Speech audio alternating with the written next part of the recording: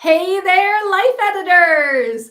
Welcome back to Life Editor Weekend Virtual Retreat. Thank you so much for joining me today. All right, we are rolling right along with this virtual retreat. We are in session 2 now.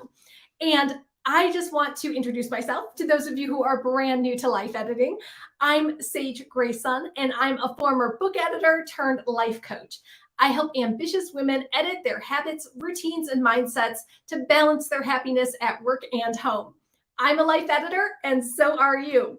All right, before we get started, I want to make sure that you have downloaded your Life Editor Weekend Virtual Retreat Workbook. So if you haven't downloaded it yet, click the link in the description because we're going to be using this workbook throughout the entire retreat. So download your workbook, click the link below. Also, the whole reason we are having this Life Editor Weekend virtual retreat is because it is our kickoff celebration for my Life Editor Academy Mastermind group. Doors are open right now and you can apply right now for Life Editor Academy. So please click the link in the description to apply for Life Editor Academy. And I'm going to be going over all the details later in this session. I did have one question from the previous session that came in right at the end, right as we were signing off, and I just want to make sure I answer it now. I got a question from Donna, and she said, when will Life Editor Academy be live again? So if you don't know, right now it is a completely virtual mastermind group for 5 months. So we do virtual retreats every single month. We do one-on-one coaching calls through Zoom. We do group coaching calls. We have a book and movie club. We have exclusive videos and worksheets, but it's all online. It's all in our portal. It's all through Zoom. It's all virtual, which is great because then you can join no matter where you live all over the world. And it's less expensive. So Donna was asking, well, when's the live one coming back? Because if you remember, I did Life Editor Academy and I did Life Editor Weekend live in person in Orlando, Florida for many, many years before the pandemic happened.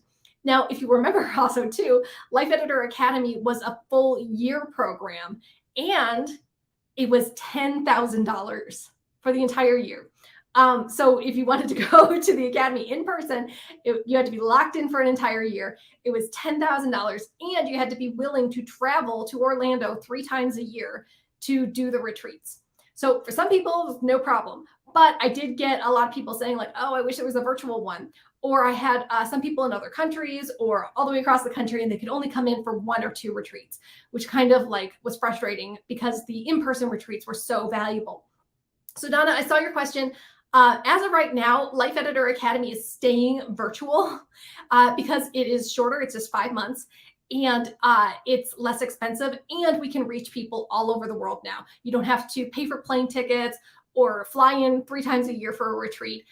When will it be in person again? I'm not sure. I think maybe in the future, I might be doing a live retreat like Life Editor Weekend live in person at some point again. But as of right now, we're just going to keep things virtual so we can reach more people. We can keep costs down. All right. So that was just answering one of the questions from last session's Q&A. So for this session, we are talking about 10 happiness hacks that every busy person needs to know. 10 happiness hacks that every busy person needs to know.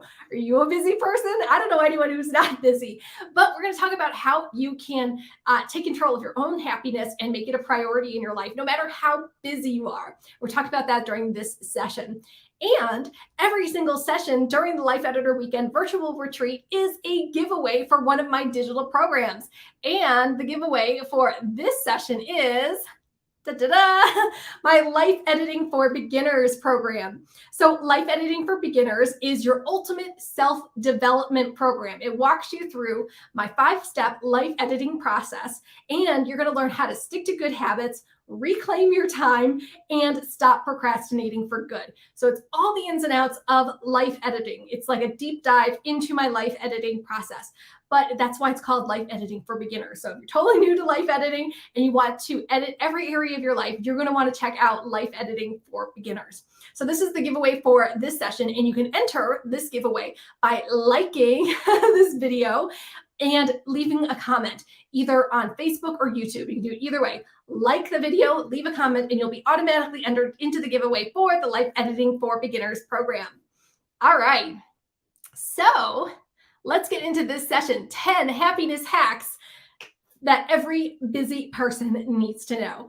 Let's talk about my life editing process and which step of the process we are talking about during this session. We're talking about step one, create a foundation.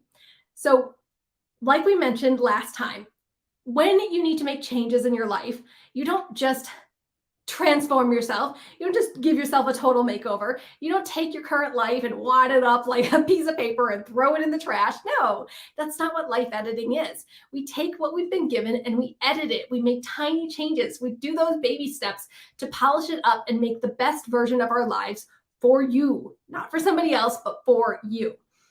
So even if your life isn't perfect, and I don't know anyone who's got a perfect life, there are things in your life right now that are working for you. We just talked about this last session when we were going over your successes.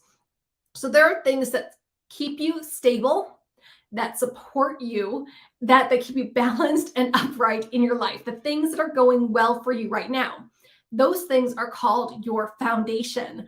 Leave a comment and let me know how many of you have thought about your foundation or have some kind of gratitude practice. Oh, Donna says thank you. Yeah. I did see your question come in right at the end of last session, and I wanted to answer it. So, as of right now, Life Editor Weekend and Life Editor Academy are virtual, so we can reach more people and keep costs down. May change in the future. So, your gratitude foundation keeps you stable, just like a foundation of a house, keeps you upright, supports you. And those things that are working for you could be that you have a job and a paycheck, even if you don't like your job, you still have money, that you have internet to watch this right now, that you have eyes to see this, that you're breathing in and out.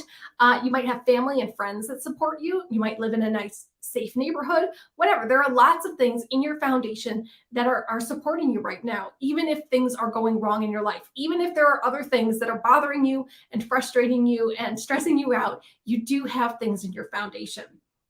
And the reason we focus on our foundation is because being grateful for what you have right now will help you attract more positive things to you in the future. This is a law of attraction exercise. How many of you have used the law of attraction before? So anyway, so by focusing on the good things, you will see more good things around you. It's that confirmation bias. If you believe that today is a good day and people are here to help me and everything goes right for me, you'll start to notice things going well for you. On the other hand, we all know Debbie Downers in our lives who seem to be a magnet for bad things. And that's because they're constantly complaining. They're saying, oh, woe is me, or I hate my job and I hate my clothes and I can't pay off my debt. And like, yes, of course, we all have problems in our lives, but you can choose to notice the good things in your life that are supporting you while you work on the things that you want to clean up. You don't have to give your time and energy and focus to all of those things that are bad. You can give it to the things that are good and build up those good things in your life. Don't give attention to things that are hurting you. Don't feed the trolls. Don't look at the haters.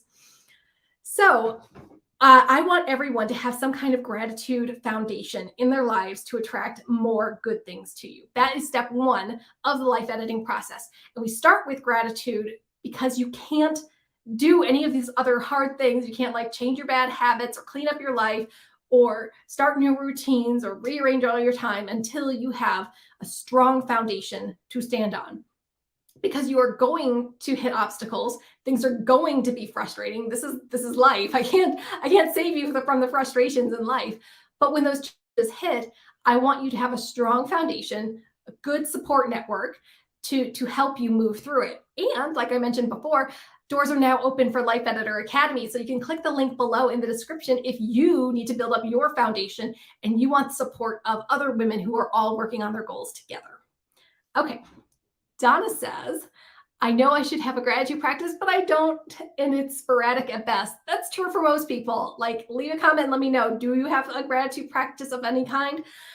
Let's go over some examples of how you can be grateful and add those things into your life. So some examples of building up your foundation. You could have a gratitude journal, which I think that's kind of like the default for many people. I have a gratitude journal. It's actually a 1 line a day. There you go. 1 line a day journal. So I only write one thing every day that I'm grateful for rather than having to like think about everything that happened during the day and list it all out, kind of like this mundane like list of things. So I just think about one thing per day that I'm grateful for, and I write that down in my journal. But you could also have a thank you jar, where you write down one thing you're grateful for or one thing that made you smile every day on a slip of paper, and then stick it in a jar. And then you have this beautiful like decorative jar afterwards. You could also share your gratitudes with someone in your household. Like before you go to sleep, you could say the best part of your day with your partner, or you could text your friend one thing you're grateful for every day. Or on social media, you could share a picture of one thing that you're grateful for every day. So a gratitude practice doesn't have to be writing in a gratitude journal. It's just focusing on the things that are going well in your life, the things that you appreciate, and acknowledging them in some way. You could reach out to one person per day. I know some of my clients like to give at least one compliment per day. I think that's just so beautiful, like focusing on somebody else and doing something nice and saying something nice to them, giving one compliment to anyone that you see during your day. You could also do gratitude meditations or affirmations. You could listen to positive, uplifting music. I do this every morning. I listen to upbeat, happy, hopeful music to put me in a good mood, to put me in a grateful mood right at the start of my day. You could also clean up your house and respect your possessions. I know this sounds like a little funny, like, what do you mean cleaning my house? What does that have to do with gratitude? But when I go into people's houses and I see messes all over the place, or there's dust bunnies everywhere, or their clothes are just in a heap rather than folded in the drawers, like you can tell when you go into someone's house whether they actually respect and acknowledge and are grateful for the things that they own. You might know somebody who has like a car, but they treat their car like a garbage bin. It's full of like wrappers and old cups, and it's dirty and dusty, and it's probably got scrapes all over it. Like we know somebody who has a crummy car, and it's just because they're not treating it with respect. So one way to be grateful for your possessions is to like clean your house and respect your belongings. If any of you follow Marie Kondo, you know she says thank you to her clothes, and thank you to her purses, and thank you to her books. So maybe that's like a little beyond what you want to do, but really appreciate the things that you have in your life, the things that are going well for you. Like I love and appreciate my office all the time. So I keep it clean and organized, and that makes me feel better. So appreciating what you have lets your stuff last longer, and it makes you feel better too. All right. I want you to open up your workbooks, and at the beginning, there is a box that says create a foundation edits. So I want you to make a list of 5 things that you can do to build up your foundation. So what is that? Is that sharing a picture of something you're grateful for on social media, or even just taking a picture for yourself every day? Is that doing a 1 line a day gratitude journal? Is that doing a gratitude meditation every morning? Is that listening to an uplifting song? Is that saying the best part of your day to your friend or your partner every day? Whatever it is that you can do to appreciate what you have, maybe it's getting on a cleaning schedule, maybe, and really appreciating the blessings you do have in your life. Write it down under create a foundation edits. Remember, we said last session that you're going to be coming up with lots of ideas and lots of goals and lots of tasks and to-dos during this virtual retreat. So some of these things that you write down on this page where we're going through the life editing process, some of these things might turn into goals or turn into action steps for you. So write down any way that you want to create a foundation. All right. Moving on, let's talk about the topic for this session, which is 10 happiness hacks that every busy person needs to know. Put that away. There we go. Okay, so let's get real here. Why do busy people like us, we are certainly busy people, why do busy people have such a hard time finding happiness? I don't know. Do you have any ideas? Leave a comment and let me know. Why do you think busy people have such a hard time finding happiness? Well, I've got 3 reasons that busy people don't seem to find their happiness or find their bliss. So let me know if any of these sound familiar to you. Number 1, we are too distracted with all of the other projects going on in our lives that we don't make time for our happiness. I certainly recognize this happening in my life from time to time and in my clients' lives. We're just so busy and we're running from one thing to the next thing, the next thing, the next thing, that we don't even have time to like breathe, let alone think about our own happiness. We're kind of like distracting ourselves with, well, I got to go to school and I got to get the kids ready and I got to work on my business. I got to pay off my debt and I got to do this thing and that thing. Or you're just kind of like distracted by TV shows or shopping or whatever it might be. There's so many ways to distract yourself with the news that might be something you want to cut out. But there are so many distractions in our lives that it's really easy to not focus on our happiness. So that's number one. We are too distracted to think about our happiness. Number two, this one's for you moms out there. We would rather focus on everyone else and make sure everyone else is happy than focus on ourselves. And this is the martyr syndrome, the mom syndrome. Like, I want to make sure my kids are happy. I want to make sure my spouse is happy. I want to make sure my boss is happy. I want to make sure my friends are happy. My dogs are happy, whatever. That you're so focused on pushing that happiness and making sure that happiness is out there for everyone else that you never take time for yourself. And that's like an easy way to burn out or to start feeling resentful. Like, oh my gosh, I do so much for my boss, so much for my kids, so much for my partner, and they never do anything for me because you're too busy focusing on them. They don't even know what would make you happy because you're never focused on your happiness. You never express that you're not happy. So leave a comment and let me know. Does that happen to you? Do you start feeling like a martyr where you're focusing on everyone else's happiness but your own? Happens to a lot of people.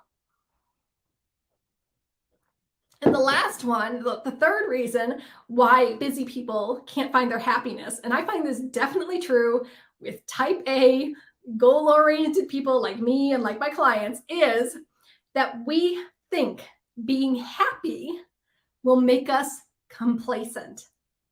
I don't know.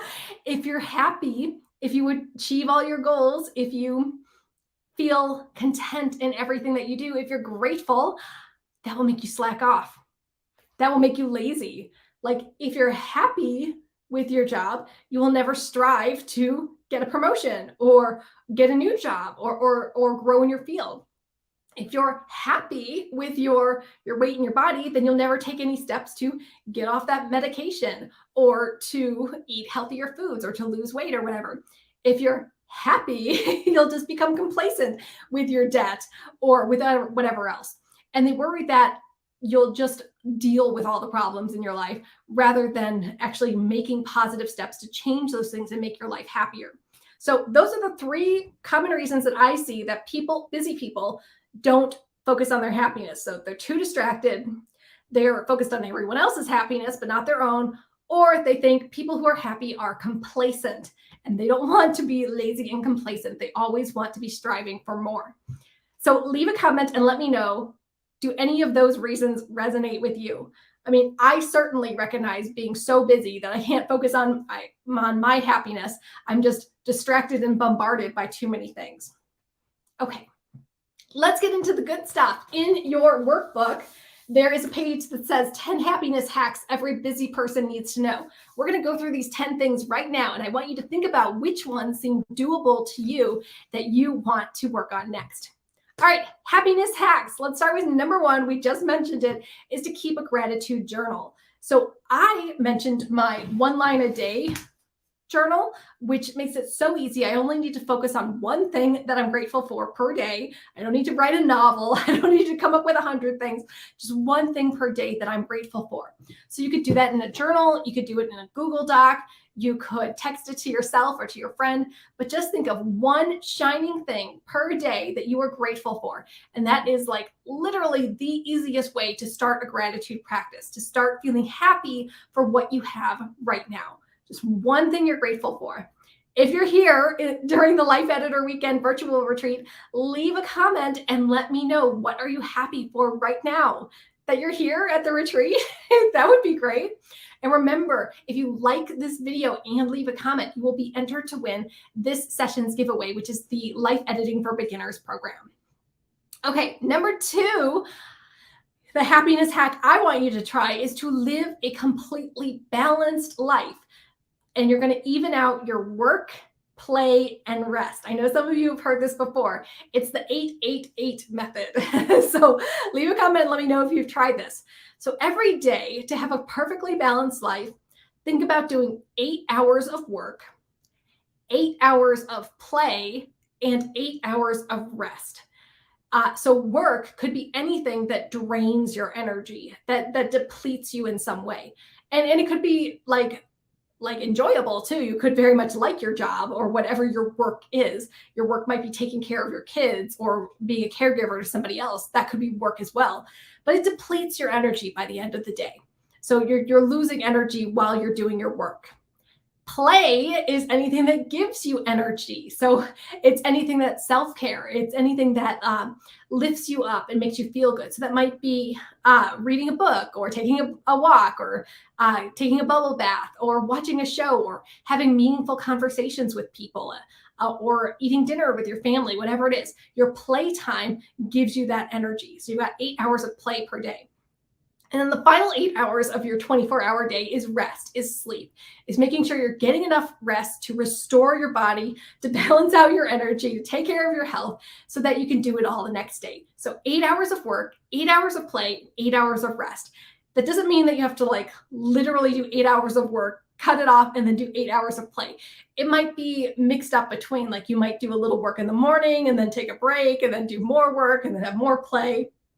It's balanced out however it makes sense to you. So that is my second hack for you, is that if you feel like you're not giving yourself enough time for play or self-care or your own happiness, break out your day to 8 hours of work, 8 hours of play, 8 hours of rest. All right, number 3. Oh, some people are going to push back on this one. I want you to lower your expectations of happiness.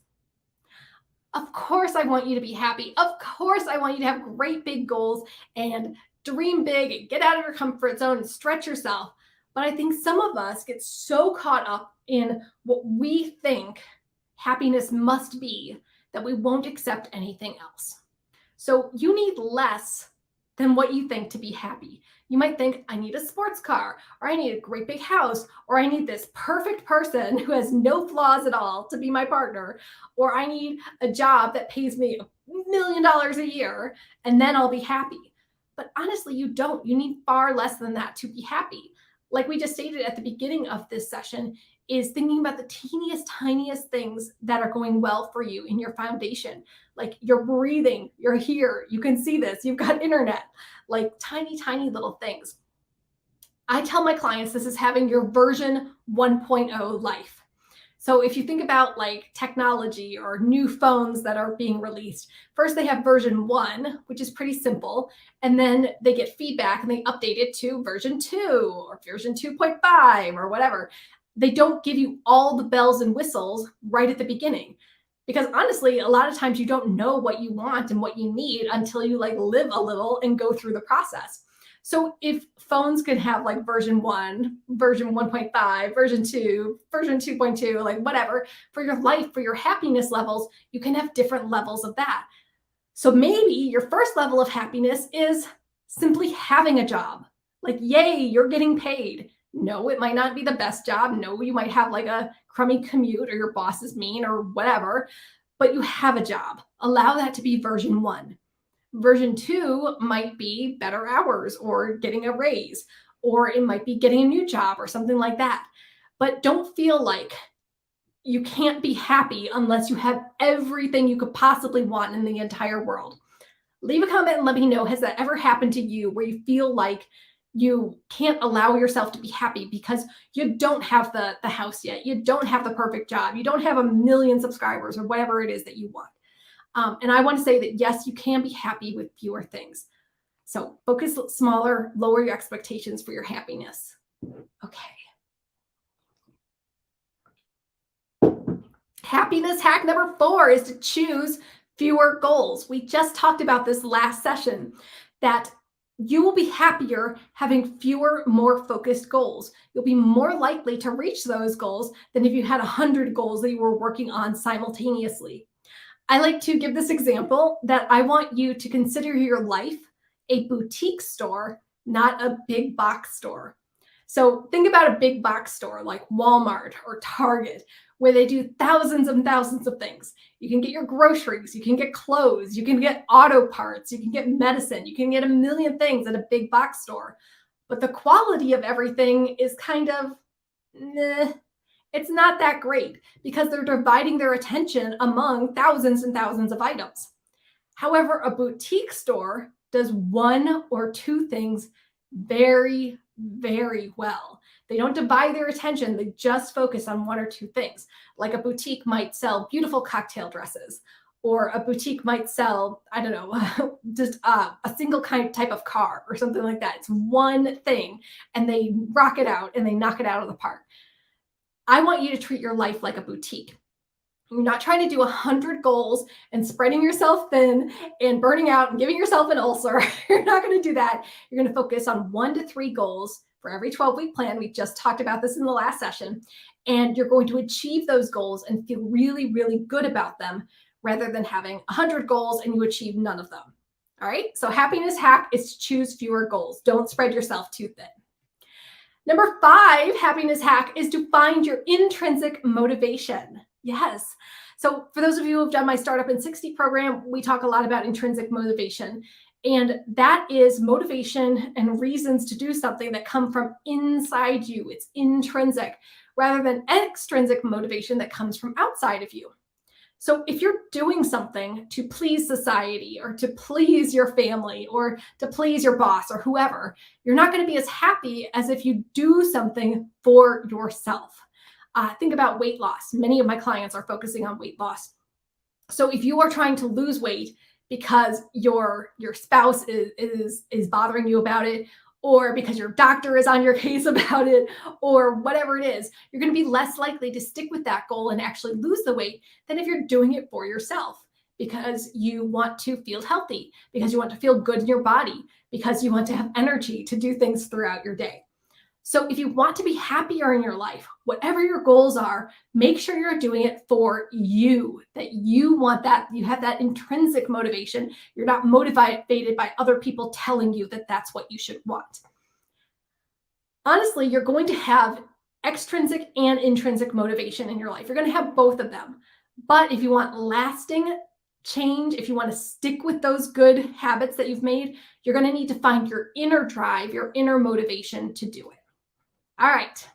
Number 6, happiness hack. I want you to focus on acts of kindness that will also benefit you. So this is for those of you who are martyrs and you're always focusing on everyone else, which is great. We love you for doing that. We love you making sure that everyone else is happy. But can you do something that will also make you happy rather than depleting yourself, giving so much to everyone else? Is there something that will also fill you up and give you energy? I like to give the example of volunteering. So maybe you'll go to your local humane society and volunteer to clean up or walk the dogs or play with the dogs or whatever. So you are doing something good for others. You're helping the Humane Society. You're helping those poor doggies who are in the shelter. But you're also doing something good for you. You're going to feel good playing with dogs. You're going to feel good by doing some kind of volunteering in the world and in your community. So leave a comment if you've got some other ideas of you doing something good for others that also benefits you. And that's not trying to be like underhanded, but like for those of you who really struggle with focusing on your own happiness, try to buddy up or combine it with other people's happiness too. So maybe like, I don't know, having a family game night is great for your family and the kids really like it and makes everyone bond, but it's good for you too. So try to make sure that if you're doing things for others, it also benefits you. All right. Number 7, happiness hack is to use a treats and rewards system. And we're going to go much more into detail about treats and rewards in the final session of Life Editor Weekend, when we talk about the 10 commandments of self-care. But let me just mention it here in regards to your happiness, is that by far my clients who do a treats and rewards system for themselves are much happier and much more successful with their goals than my clients who don't or who push back against it. So what are treats and rewards? Treats are free, inexpensive things that you give to yourself simply because you're a human being. It might be reading a favorite magazine, or it might be going for a walk around your neighborhood, or it might be buying a fancy coffee drink. You're a human being and you deserve daily treats just for existing. Rewards, on the other hand, are bigger, they cost money, and you have to earn them through concentrated effort. And ideally, the best rewards help you get to the next level of success. So let's say you want to be healthy and your goal is to walk every day in the morning for the next 12 weeks. And you do that, your reward might be buying a new pair of sneakers. See, it takes you to the next level of success. Or you might want to grow your business. So if you get your website live, then your reward might be hiring a coach or joining a mastermind group like Life Editor Academy to help you get to the next level of success. So I definitely see people being happier when they do a treats and rewards system for themselves. Leave a comment and let me know, what are some of your favorite treat ideas for daily inexpensive treats? And what are your favorite bigger reward ideas that help you reach that goal point and go to the next level? All right. Happiness hack number 8 is to rediscover an old hobby. Think about what you used to love when you were younger or when you were a kid. And is there a way that you can incorporate that old hobby into your life now? It doesn't need to be as big or extravagant as it might have been when you were 10, but is there a way to incorporate that now? So, do you like scrapbooking? Is there a way you can do that maybe digitally and do it faster? Do you like music? Can you listen to more music or maybe take up an instrument? Do you like hanging out with your friends? Can you make more time for hanging out with your friends, even though everyone's busy now as adults? So is there a way that you can bring an old hobby into your life now? Like, no guilt, like whatever it is that you like to do as a kid or you used to do, but you've never made time for as an adult, bring it back into your life. I know me, I like scrapbooking, I like taking photos, I like spending time with my dog. I like doing puzzles. I like watching old time movies, stuff like that. That's important to me. So leave a comment and let me know, what kind of hobby could you incorporate into your adult life without restrictions, without guilt, just for the sheer enjoyment of it. All right. Happiness hack number 9 is to act as if, also known as having a happiness persona. So think about what a happy person would do, and then you do that yourself. So if you're feeling stressed out, burned out, think about the ideal version of you. If the ideal version of you was very, very happy, what would she be doing? So would she be eating better? Would she be getting dressed every day and taking care of herself? Would she be dating? Would she be making time for hobbies? And the thing that you do next is to act as if you are that happy person. Even though you might not be feeling it right now, even though you might be struggling and dealing with a lot of stuff in your life, how can you start acting more like that happy person? And after a while, acting as if you are that happy person, it becomes second nature. And slowly you'll see that you are a happy person by kind of tricking yourself into doing those things. And this is like something that I learned from one of my therapists when I was going through a depressive episode, that one of the ways to help me get out of depression is to start acting like someone who's happy, someone who's not depressed. And it does feel fake at first, especially if you're going through a really, really hard time. But as you get used to it, it starts becoming more genuine. So a happy person would get out of bed. A happy person would shower. A happy person would put on a fun outfit. A happy person wouldn't worry about what other people are thinking. So I would love to hear if any of you adopt a happiness persona and start acting as if you were a happy person, even though you might not be feeling it. And if that does help you establish those habits, those happy habits over time. It's kind of like the fake it till you make it placebo effect. Okay, we're on the last one. Number 10, happiness hack is to make a 10-year plan. This one is specifically to those of you who think that being happy will make you complacent.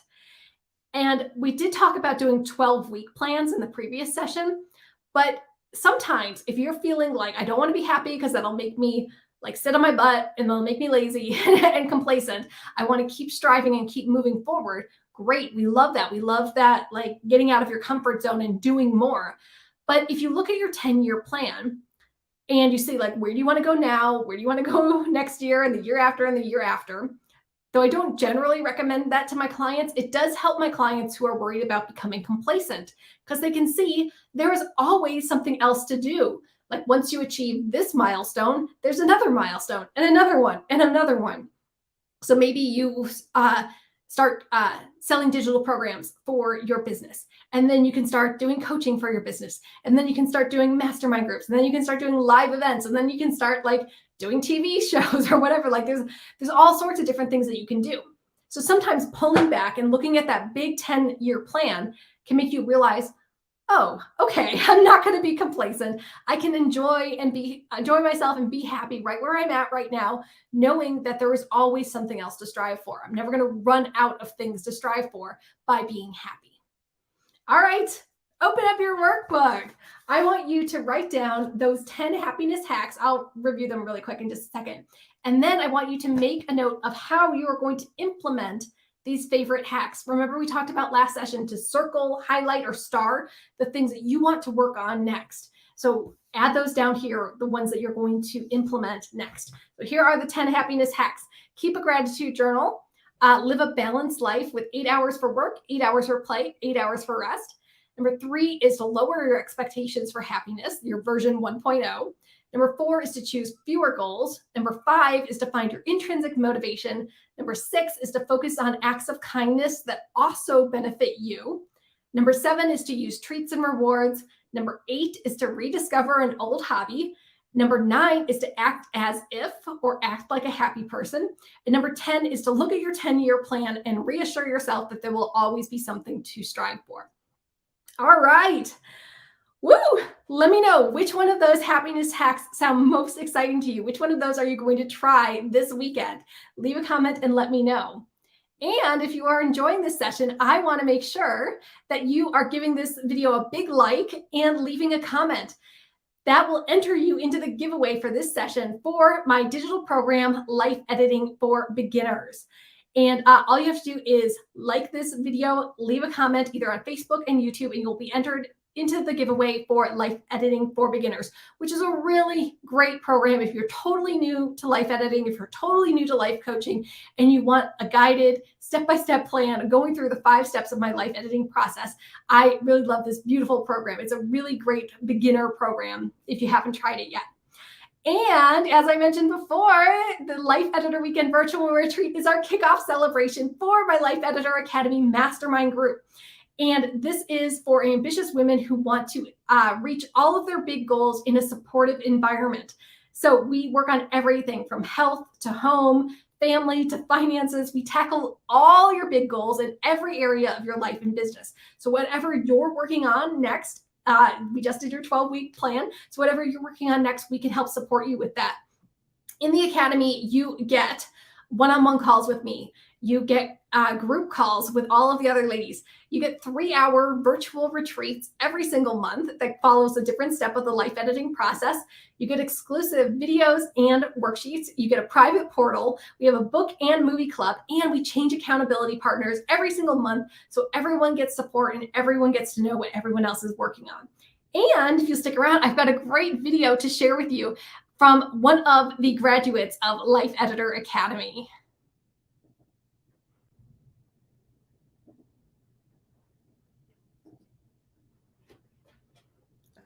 Hi everybody, I'm Kathy Coco Colangelo and I am a clarity coach and I do retreats for women, heavenly retreats. You can find me at www.yourlifeisnowcoaching.com. The reason that I joined Sage and the Life Editor Academy was because I've had my coaching business for several years now and I've been juggling my coaching business and another part-time job, and I knew that I needed help to stay focused and find my own clarity with my coaching business and the tasks that I needed to do, and I wanted to grow my business so I could leave the part-time job behind and find my total freedom in my business and my life. Well, the favorite parts of my January retreat, one of the first things had to be was while I was here in Orlando, they're getting a big snowstorm back home in Pennsylvania, so that was a bonus. But my other favorite part was just coming together as part of this community of the women in the Life Editor Academy and meeting them all in person, getting to see and work with Sage in person, and share with all these wonderful women. My aha moment here at the retreat was actually just getting some clarity on some of the things that I had learned from the other women and that Sage and I had discussed before, but actually being together in a group and hearing their points of the women's points of view really helped me to get clear on what my push goal should be, and how I needed to go about creating that, and also just discussing one of the books that we read as part of our book club, and getting some clarity on how that worked, how the 12-week year process worked. Well, first of all, Sage is wonderful to work with, and as coaches or entrepreneurs, we are out there just kind of floating around by ourselves. So we need that community, and Sage provides that for us. And we get to work with other women. We get to share our fears, make breakthroughs, and just feel like we're not alone. We're part of a community.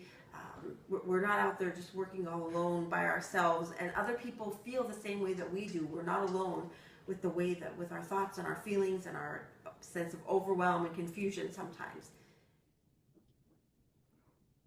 All right. Thank you so much, Kathy, for that lovely testimonial. So like I mentioned, you can now apply for Life Editor Academy. Doors are open right now. You can click the link below, and I also put the link here on the screen. So right now you can apply for Life Editor Academy, which is my 5-month mastermind group. It goes from July through November 2022.